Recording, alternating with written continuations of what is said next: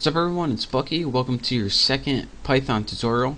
And in this tutorial I'm going to be talking to you guys about simple numbers and some simple math calculations in Python. Now in Python you do it a little bit differently than regular program languages. And remember, we're still working in idle, the Python GUI. So open that, and once you got it open, you're ready to go. So last tutorial I told you guys how to make a basic output on a screen print. And in this tutorial I'm going to be showing you guys the basics of working with simple numbers and expressions. So the first thing that you can do is you can use the GUI or idle as a calculator. So do something like 2 plus 2. It will give you an answer. You can also subtract 6 minus 3. It'll give you an answer. Now you can do all these simple things, and another thing that you can do besides multiplication and stuff is simple division. So go ahead and you can do integer division, 18 divided by 3, like that.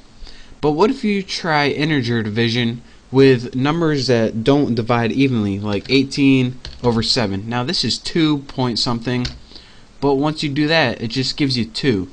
And this is because Python is looking at your question, 18 divided by 7, and it says, alright, you're asking me what integer divided by an integer is, so I'm going to give you an integer is the answer.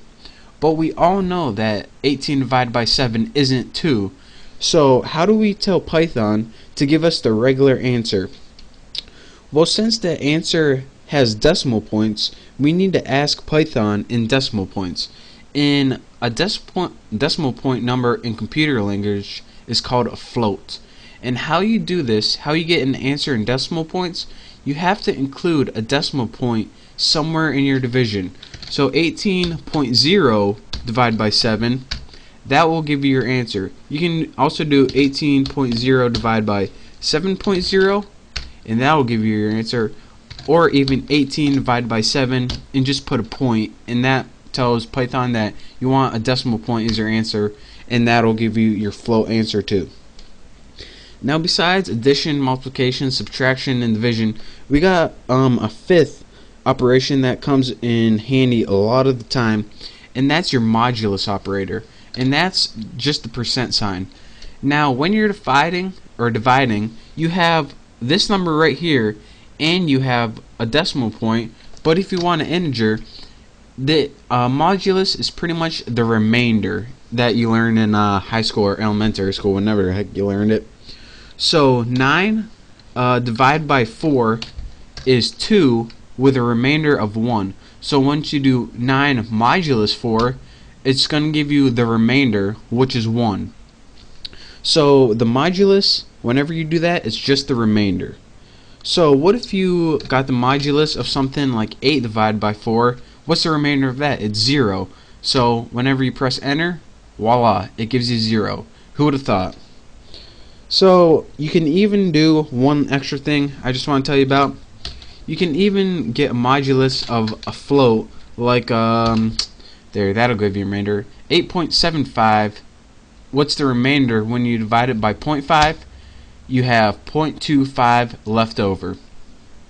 So that's how you use the modulus, and again, the modulus is just the remainder of whatever is left when it divides it by the let's see, denominator.